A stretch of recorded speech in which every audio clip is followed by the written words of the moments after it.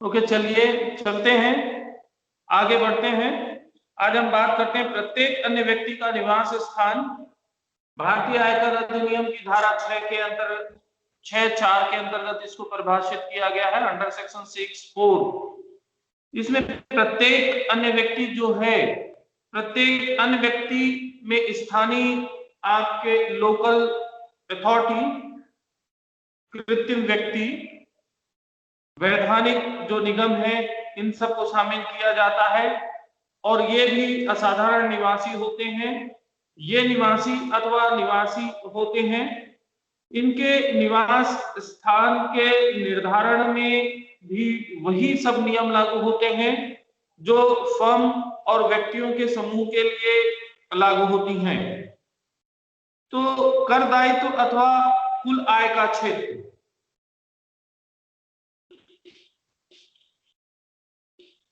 कर दायित्व अथवा कुल आय का क्षेत्र,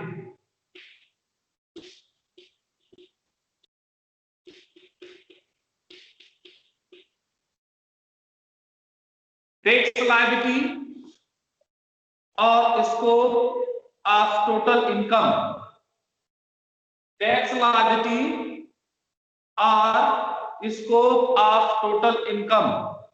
तो निवासी स्थिति एवं कर दायित्व में संबंध जो है इसको समझना है। कर दायित्व कुल आय का क्षेत्र अथवा कर भार, इंसिडेंस ऑफ टैक्स, ये तीनों ही शब्दें जो हैं ये अंतर पर्यायवाची हैं। यहां पर कर दायित्व का आशय जो है, कर दायित्व के आयकर दायित्व की राशि की गणना से नहीं है, बल्कि सकल कुल आय की गणना से है, ग्रॉस टोटल इनकम से है। कुल आय के क्षेत्र का आशय यहां पर ग्रॉस टोटल इनकम, सकल कुल आय है। एक करदाता अपने रिसोर्सेस, जो स्रोत और उसका स्थान, इससे आय को प्राप्त या अर्निंग कर सकता है, वो वहां से वो आय कमा सकता है। कुछ आय भारत के अंदर और तथा कुछ आय जो है वह भारत से वह प्राप्त या उपार्जित कर सकता है, अर्न कर सकता है। जैसे कि पहले हमने इसमें बात किए थे, इनमें से कौन सी आयों का कर योग्य माना जाएगा या इस पर डिपेंड करता है कि उसकी निवास स्थिति क्या है। अर्थात हम ये कह सकते हैं कि उसकी निवास स्थिति पर कौन से आय शामिल किए जाएंगे और किसे शामिल नहीं किया जाएगा, ये इस बात पर निर्भर होगा। तो जो भिन्न भिन्न श्रेणियां हैं, इनके निवासियों का कर दायित्व भी जो है वह भिन्न भिन्न होता है। जैसे कि हमने पहले चर्चा की है निवास स्थिति की, निवास स्थान का रेसिडेंशियल स्टेटस पर यह निर्भर करता है कि व्यक्ति की कुल आय पर शामिल होगा या नहीं होगा, क्या वह कर योग्य होगा या नहीं होगा। तो यहां पर हम पहले बात करते हैं निवासी या जो साधारण निवासी की दशा में उसकी कर दायित्व टैक्स लायबिलिटी क्या होगी। Tax liability in case of residence और ऑर्डिनरी रेसिडेंस, साधारण निवासी की दशा में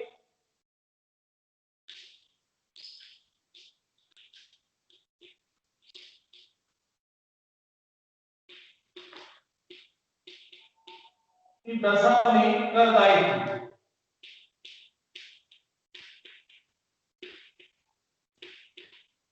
okay, tax liability in case of residence और ऑर्डिनरी रेसिडेंस। तो एक ये भारतीय आयकर अधिनियम की धारा अंडर सेक्शन 5(1) में इसको डिफाइन किया गया है। निवासी करदाता द्वारा गत वर्ष में प्रीवियस ईयर जिसको कि हम लेते हैं, गत वर्ष में समस्त साधनों में, यानी कि जो भी रिसोर्सेज है, आयकर अधिनियम के अंतर्गत 5 सोर्सेज आपको बताए गए हैं। व्यक्ति की आय को 5 भागों में विभाजित किया गया है। इन सोर्सेज से जो भी आय वह कमाता है उसकी कुल आय में शामिल होगा।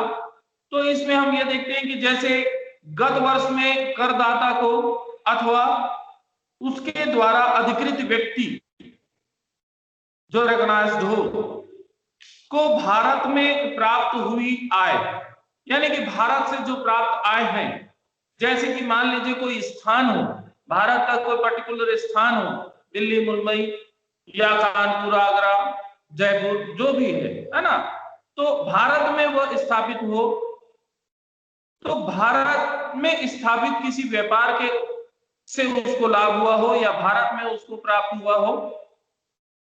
नेक्स्ट पॉइंट लेते हैं, गत वर्ष में करदाता को भारत में प्राप्त हुई समझी गई आय, इसके बारे में हमने चर्चा कर चुके हैं विस्तृत से। जैसे किसी कंपनी द्वारा कोई घोषित लाभांश की राशि उसी गत वर्ष में उसको प्राप्त हुई हो या प्राप्त समझी जाएगी जिस वर्ष में कंपनी ने लाभांश घोषित की गई है। नेक्स्ट पॉइंट, गत वर्ष में करदाता को भारत में उपार्जित अथवा उदय हुई आय, अर्थात ऐसे आयों की प्राप्ति किसी भी स्थान पर हुई हो, जैसे वो भारत में की गई सेवा का वेतन उसको विदेश में मिला हो, बाहर में मिला हो, काम वो यहाँ कर रहा है लेकिन उसको उसका पेमेंट जो है वो बाहर मिल रहा हो, तो इस वेतन को भारत में ही उपार्जित माना जाएगा। गत वर्ष में करदाता को भारत में उपार्जित अथवा उदय समझी गई हो, ऐसी आय इसमें शामिल होंगी, यानी ऐसे आयों की प्राप्ति किसी भी स्थान से हुई हो, किसी भारतीय कंपनी द्वारा भारत के बाहर दे लाभांश हो, ये शामिल हो जाएंगे इसमें। नेक्स्ट, गत वर्ष में करदाता को भारत के बाहर उपार्जित अथवा उदय हुई आय, जैसे कि विदेशी मकान संपत्ति का आय माने उसका किराया मिला हो, ठीक है। दूसरा, असाधारण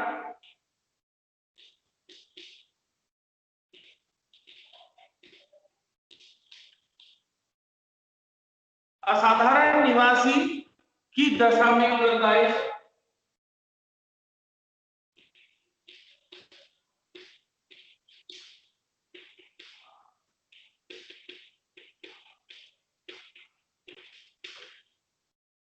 ऑर्डिनरी रेसिडेंस, ठीक है। तो tax liability in case of not ordinary residence, असाधारण व्यक्ति, एक असाधारण निवासी जो है उसकी कुल आय में जो शामिल की जाएगी गत वर्ष में करदाता को अथवा उसके द्वारा अधिकृत व्यक्ति को भारत में प्राप्त हुई या प्राप्त हुई समझी गई हो, गत वर्ष में भारत में उपार्जित अथवा उदय हुई हो या उपार्जित अथवा उदय हुई समझी गई हो, भारत में गत वर्ष में बाहर, भारत के बाहर उपार्जित अथवा उदय हुई ऐसे व्यापार से आय जिसका नियंत्रण भारत से होता हो, जो ऐसे पेशे से संबंधित हो जो भारत में स्थापित किए गए हों या भारत में स्थापित हों, तो ये सब असाधारण निवासी की स्थिति में होगी। तीसरा पॉइंट जो है वो अनिवासी,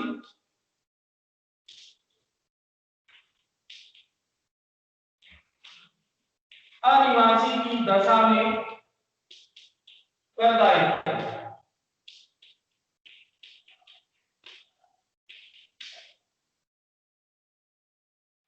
tax liability in case of non residence. तो एक अनिवासी करदाता किसी गत वर्ष में कमाई गई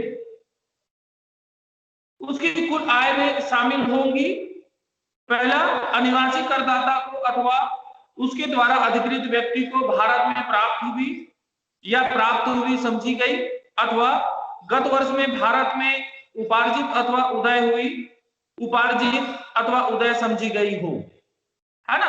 तो ये यार इसके बारे में मैंने लास्ट जो हमारा क्लास था उसमें हमने इसके बारे में डिटेल से चर्चा किए थे। जैसे कि हम कहें इसको भाई 5 आपके मुख्य पॉइंट हैं जिसको आपको समझना है। करदाता की गत वर्ष में भारत में उपार्जित अथवा उदय हुई अथवा उपार्जित या उदय हुई समझी जाने वाली आय जो प्राप्त किसी भी स्थान पर हो, ये भारत पर स्थापित हो, भारत में या भारत से बाहर जो हुई हो, ठीक है। ऐसी आय जो होती है तो व्यक्ति के कुल कर दायित्व जो है उसमें शामिल होगा। तो ये क्या है, निवास स्थान के आधार पर इसको किया जाएगा। तो ये सभी स्थितियों पर, चाहे वह निवासी हो चाहे वह अनिवासी हो, दोनों ही स्थितियों पर ये कर योग्य होंगी, टैक्सेबल होंगी, ठीक है। चाहे साधारण निवासी हो, असाधारण निवासी हो या अनिवासी हो, तीनों ही स्थितियों में ये टैक्सेबल होगा। दूसरा पॉइंट, करदाता की गत वर्ष में भारत में प्राप्त हुई अथवा प्राप्त हुई समझी जाने वाली आय जो किसी भी स्थान पर अर्थात भारत में या भारत के बाहर उपार्जित या उदय हुई हो, ठीक है। शॉर्ट में हम कहें तो गत वर्ष में भारत में उपार्जित या उपार्जित हुई समझी जाने वाली आय, ये भी तीनों ही स्थिति में, साधारण निवासी, असाधारण निवासी और निवासी स्थिति में कर योग्य होंगी।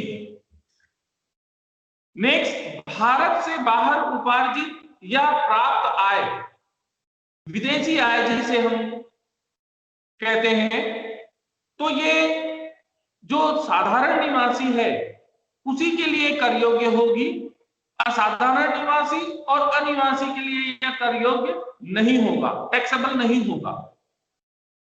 नेक्स्ट, भारत के बाहर ऐसे व्यापार की आय जिसका नियंत्रण एवं प्रबंधन यानी कि उसमें कंट्रोलिंग और मैनेजमेंट जो है वह भारत में ही हो, भारत से ही उसका कंट्रोलिंग किया जा रहा हो, उसका मैनेजमेंट भारत से ही किया जा रहा हो, तो ऐसी जो आय है ये आपके साधारण और असाधारण निवासी जो होंगे इनके लिए यह कर योग्य होगा, अनिवासी व्यक्ति के लिए यह कर योग्य नहीं होगा।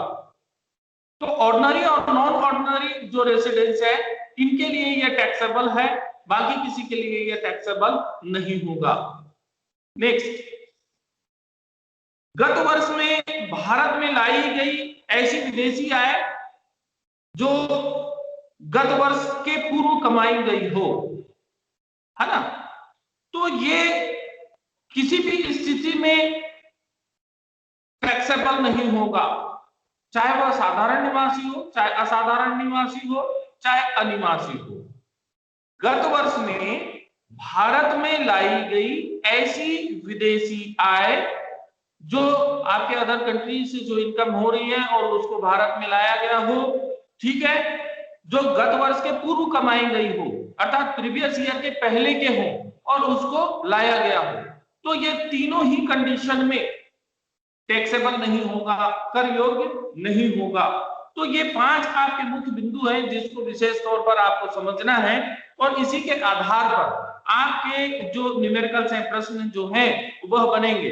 अब इसमें आपके प्रश्न उठ रहा होगा, क्वेश्चन मार्क होंगे कि भाई ये जैसे कि भारत में प्राप्त की गई आय से क्या आशय है ना, इसका डिफाइन क्या है। तो भारतीय आयकर अधिनियम के अंतर्गत इसको परिभाषित किया गया है, इनकम रिसीव्ड इन इंडिया, यानी कि भारत में प्राप्त की गई आय। तो कर दायित्व के संबंध में जो नियम है उसमें भारत में प्राप्त की गई आय शब्द का जो प्रयोग किया गया है, इसका आशय जो है वो आय सर्वप्रथम यानी कि फर्स्ट जो भारत में प्राप्त हुई हो, भारत से उसको मिला हो या यहीं पर मिला हो।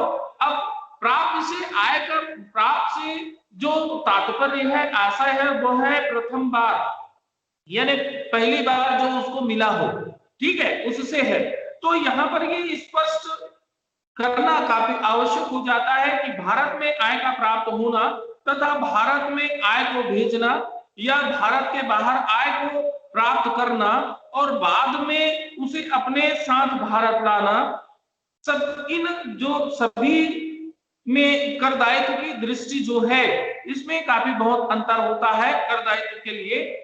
तो यहाँ पर आपको ये समझना बहुत ही जरूरी है कि प्रश्न में क्या लिखा हुआ है, क्वेश्चन में क्या है ना। ये पॉइंट्स जो है, इन पॉइंटों को आपको बहुत अच्छी तरीके से समझना है, उसका अर्थ को समझना है कि भाई क्वेश्चन में क्या दिए हुए हैं।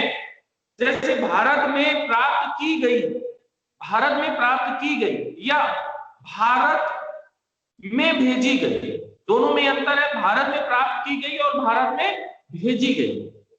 तो यहाँ इसका कॉन्सेप्ट जो है वो आपको क्लियर होना चाहिए। तो यहाँ साधारण निवासी और अनिवासी का कर दायित्व जो है वह बदल जाएगा, दोनों की स्थितियों में बदल जाएगी यदि ये शब्द लिखे हुए हैं, है ना। क्योंकि उसका कर दायित्व जो है, किसी भी व्यक्ति की कर दायित्व का निर्धारण जो है वो उसके निवास स्थान के आधार पर होता है।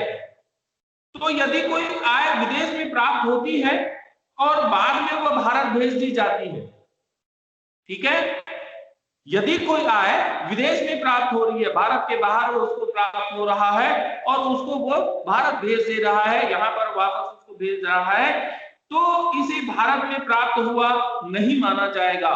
क्यों नहीं माना जाएगा? कि भाई वो तो विदेश में अर्न कर रहा है, वो वहां से वो कमा रहा है, लेकिन उसको क्या कर रहा है, वो भारत में भेज रहा है। ऐसी स्थिति में वो भारत से प्राप्त हुई आय मानी जाएगी क्या? नहीं मानी जाएगी। तो यहाँ पर ये आपको ध्यान रखना होगा। तो ये भारत में प्राप्त की गई और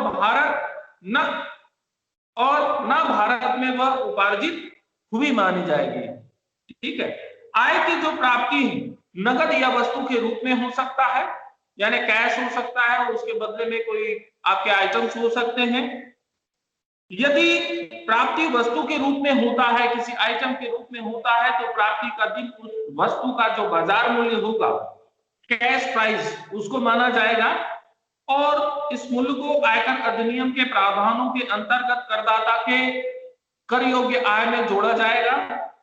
भारत में इस आय की प्राप्ति करदाता को स्वयं या उसके द्वारा अधिकृत किसी एजेंट को भी हो सकता है। ये तो अधिकृत जो रिकॉग्नाइज्ड एजेंट्स होते हैं, अधिकृत एथोराइज्ड एजेंट, तो अधिकृत एजेंट द्वारा प्राप्त आय को करदाता द्वारा ही प्राप्त हुआ माना जाता है और खातों में उसको समायोजित किया जाता है और करदाता के वास्तविक आय में उसको वास्तविक प्राप्ति में उसमें शामिल की जाती है, या हम ये कहें कि उसको वास्तविक प्राप्ति माना जाता है।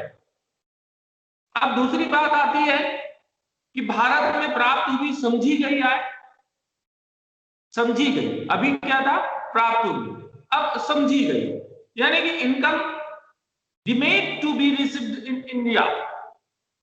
तो भारत में प्राप्त की हुई आय समझी गई, है ना, भारत में प्राप्त की हुई समझी गई आय। तो भारत में प्राप्त की हुई समझी गई आय का आशय वास्तव में करदाता को प्रत्यक्ष रूप से प्राप्त नहीं होता है, बल्कि वह अप्रत्यक्ष रूप से उसको प्राप्त होता है। लेकिन आयकर अधिनियम की व्यवस्थाओं के अंतर्गत, जो भारतीय आयकर अधिनियम है, जो इसके अंतर्गत जो क्लास है, रूल्स रेगुलेशन है, इनके अंतर्गत उसको प्राप्त किया हुआ मान लिया जाता है।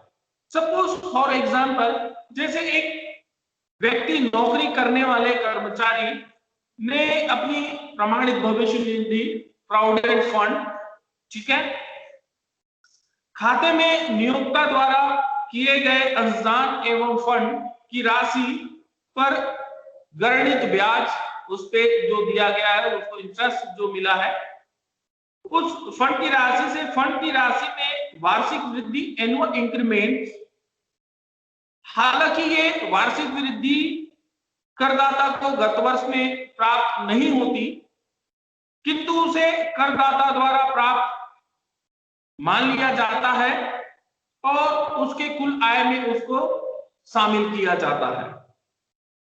ओके, क्लियर है पॉइंट्स आप लोगों को? न्यूमेरिकल के पहले इन पॉइंटों पर विशेष ध्यान देने की आवश्यकता है। सुमन सिंह बिसेन, अपने मोबाइल की सेटिंग को ठीक करें। बिसेन। नेक्स्ट पॉइंट पर हम आते हैं, भारत में उपार्जित अथवा उदय हुई आय, इनकम एक्यूज और एरिएशन इन इंडिया। तो भारतीय आयकर अधिनियम के अनुसार किसी करदाता द्वारा केवल प्राप्त आय पर ही आयकर नहीं लगता है, अपितु उसके द्वारा जो उपार्जित अर्जित आय पर भी कर लगता है, अर्थात लगाया जाता है। तो आय का उपार्जन, अर्जन या उदय होने का, उदय यानी कि जहां से उसको प्राप्त हो रहा है, जहां से वो ले रहा है, ठीक है, का आशा स्थिति में माना जाता है जब कोई व्यक्ति या जब कोई करदाता आय प्राप्त करने का अधिकार तो प्राप्त कर लेता है, किंतु आय की वास्तविक प्राप्ति उसे गत वर्ष के बाद में होती है। तो आय की ऐसी प्राप्ति यदि गत वर्ष के बाद भी होती है तो आय का उपार्जन या उदय होना उसी संबंधित गत वर्ष में माना जाएगा। आय के उपार्जित होने में यह बात महत्वहीन है कि आय कहां प्राप्त हुई है ना। तो आय के उपार्जित या उदय होना दोनों ही शब्दों में अंतर है, किंतु आयकर के दृष्टिकोण से इसमें कोई भी अंतर नहीं माना जाता। अर्थात उपार्जित या उदय, है ना, उपार्जित यानी कि जहां से हम ले रहे हैं, और उदय होना यानी कि वो वहीं से उसका उपजाऊ यानी वही काम कर रहा है और वहीं से उसको प्राप्त हो रहा है। तो आय का उपार्जन होना उस स्थान को माना जाता है जहां माल का विक्रय किया जाता है, ठीक है, गुड्स जो सेलिंग कर रहे हैं उसको वहां पर माना जाएगा। तो इसका विक्रय के लेन देन के नियंत्रण व निर्देशन से इसका कहीं पर कोई संबंध नहीं होता है। ओके, नेक्स्ट पॉइंट, भारत में उपार्जित अथवा उदय हुई समझी गई, ठीक है, समझी गई है, इनकम डिमेड टू एक्रूज और एरिस इन इंडिया। तो भारतीय आयकर अधिनियम की धारा 9(1) अंडर सेक्शन 9(1) में इसको परिभाषित किया गया है। कुछ आय ऐसी होती हैं जो भारत में उपार्जित अथवा उदय नहीं होती हैं, यानी यहां से नहीं होता है, किंतु आयकर अधिनियम के अंतर्गत इन्हें भारत में उपार्जित अथवा उदय मान लिया जाता है।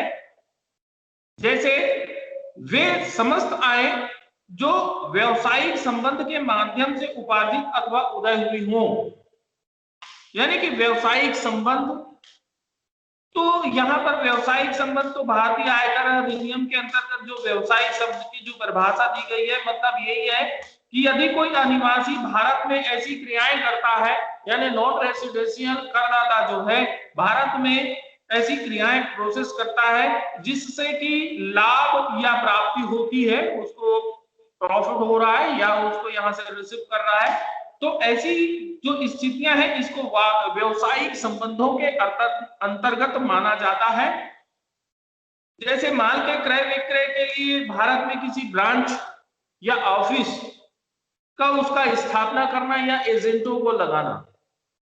ओके, भारत में किसी चल या अचल संपत्ति से संबंधित हो, आय के स्रोतों से प्राप्त होने वाली आय, भारत में स्थित पूंजी संपत्ति के हस्तांतरण से होने वाले पूंजी लाभ। तो इस तरीके से इन आयों को भारत में उपार्जित या उदय समझी जाती हैं। भारत में की गई जो सेवाएं हैं उसके बदले में उसको वेतन मिला हो, लाभों का विभाजन हो, भारतीय नागरिक को भारत के बाहर सरकारी नौकरी पर विदेश में दिया जाने वाला वेतन हो, भारतीय कंपनी द्वारा भारत के बाहर चुकाया गया लाभांश हो, ब्याज की आय हो, जो रॉयल्टी है उससे उसकी इनकम हुई हो, टेक्निकल जो सर्विसेज हैं, तकनीकी सेवाओं के बदले में उसके प्रतिफल में कोई फीस उसको मिल रही हो, ठीक है, तो ये सब सारी चीजें इसके अंतर्गत शामिल कर ली जाती हैं। अब यहाँ पर मैं आपको एक छोटा सा कैलकुलेशन आप तो समझ सकते हैं कि भाई किसी व्यक्ति की निवास स्थिति की जो गणना करनी है, ये पहले भी आप फाइनल ईयर में कर चुके हैं, और उसको समझने के लिए आप छोटा सा एक एग्जांपल से इसको समझ सकते हैं। जैसे कि मान लीजिए मिस्टर एक्स गत वर्ष में अर्थात 19-20 में भारत में 30 अप्रैल 2019, ठीक,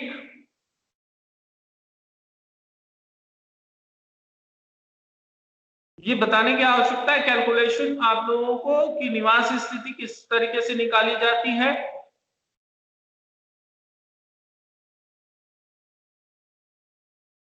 यस सर। आवश्यकता है ये बताने की कि नो सर। आवश्यकता नहीं है, कैलकुलेशन आप कर सकते हैं, इसमें कहीं पर कोई दिक्कत नहीं है कि भाई जैसे कि मान लीजिए कोई व्यक्ति है वो गत वर्ष में मान लो भारत में 30 अप्रैल 2019 है ना, यहाँ से वो रहा हो तो वो कितने दिन गत वर्ष में भारत में रहा हो ये निकालना है आपको। तो आपको ये देखना पड़ेगा कि भाई जो आपके आधार शर्त और अतिरिक्त शर्त, इन शर्तों को मिलान करना होगा, उसको देखना होगा, उसके अनुसार से किसी भी करदाता की निवास स्थिति का आप गणना कर सकते हैं, कैलकुलेशन कर सकते हैं, और निवास स्थिति के आधार पर किसी करदाता की कर दायित्व जो है वह निर्धारित की जाती है कि उसकी राशि जो उसने अर्न किया है, जो प्राप्त किया है, जो उसकी आय है, इनकम है, वह किसी भी सोर्स से हो, जो कि भारतीय आयकर अधिनियम के अंतर्गत किसी भी व्यक्ति की आय को निर्धारित करने के लिए उसका रिसोर्सेज जो है, स्रोत है, उसको 5 भागों में विभाजित किया है। पहला वेतन, मकान संपत्ति, व्यापार पैसे, पूंजी लाभ और अन्य साधन।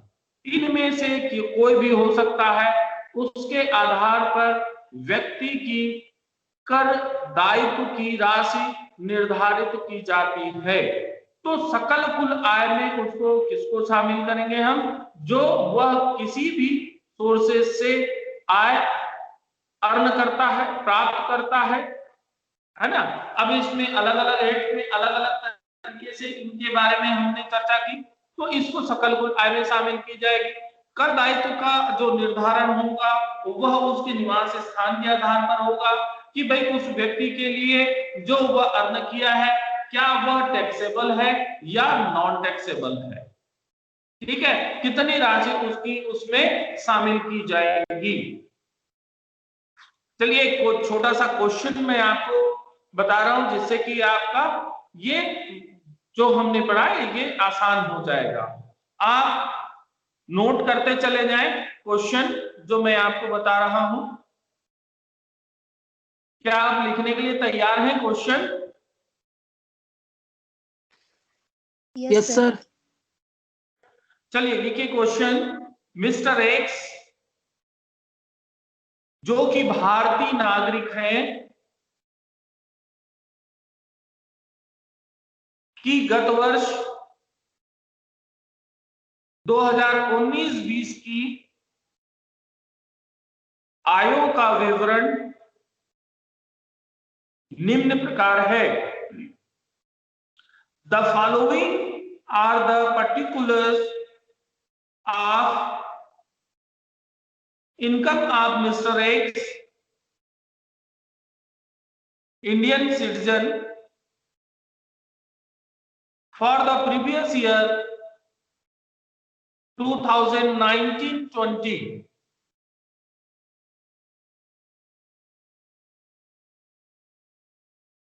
पॉइंट वाइज लिखते जाएंगे। फर्स्ट पॉइंट,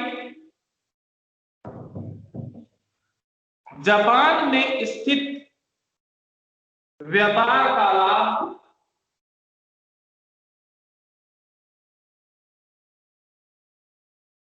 जापान में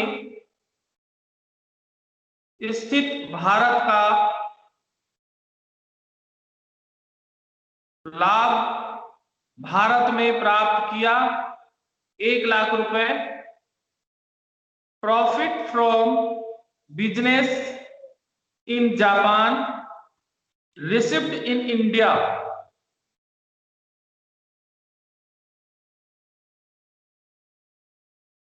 मैं क्वेश्चन को आपका सॉल्यूशन भी बताते जा रहा हूं।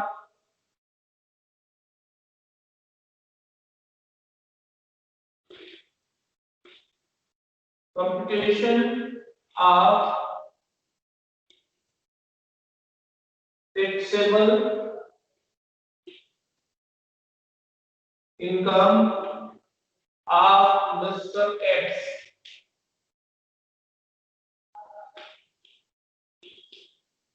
for the assessment year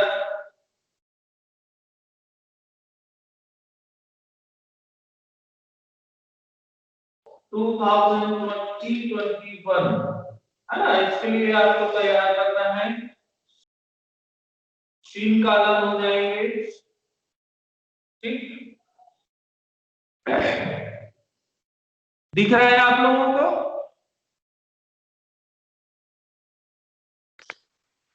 yes sir. Okay, next point लिखिए। बांग्लादेश स्थित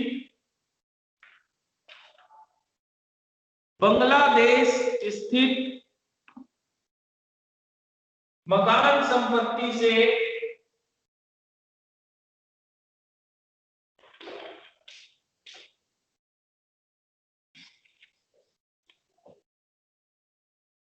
आय भारत में प्राप्त की 1000 रुपए। इनकम फ्रॉम हाउस प्रॉपर्टी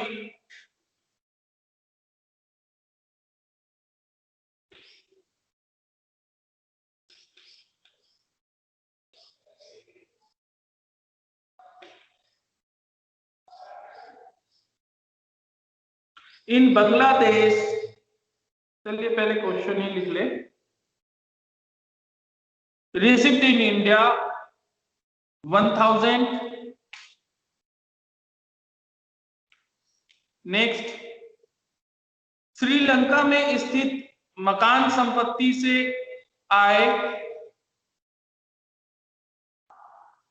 वहीं एक बैंक में जमा की 2000। Income from house property in Sri Lanka deposited in a bank there 2000 rupees.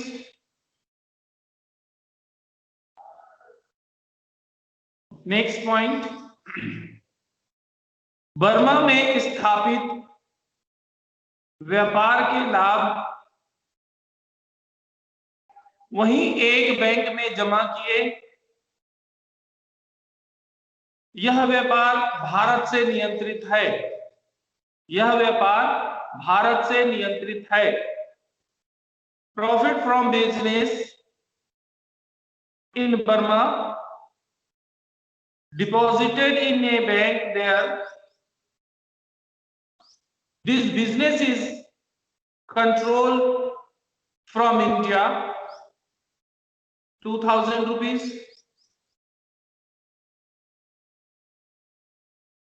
Next point, Bharat में उपार्जित परंतु मलेशिया में प्राप्त 4000 rupees. Accrued in India, accrued in India, but received in Malaysia 4000 rupees.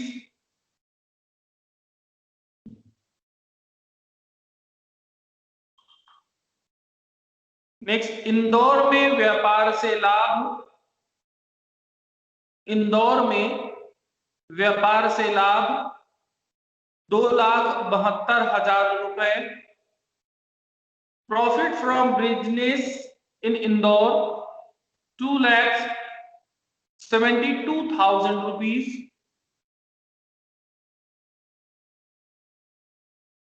गत वर्ष के पूर्व की बिना कर लगी हुई विदेशी आय जो गत वर्ष में भारत लाई गई 15,000 रुपए। पास सर एक बार रिपीट करो ना। अनटैक्स। हाँ जी, सर रिपीट करो हिंदी में एक बार ये वाला पॉइंट। गत वर्ष के पूर्व की बिना कर लगी हुई विदेशी आय जो गत वर्ष में भारत लाई गई 15,000 रुपए। पास्ट अनटैक्स्ड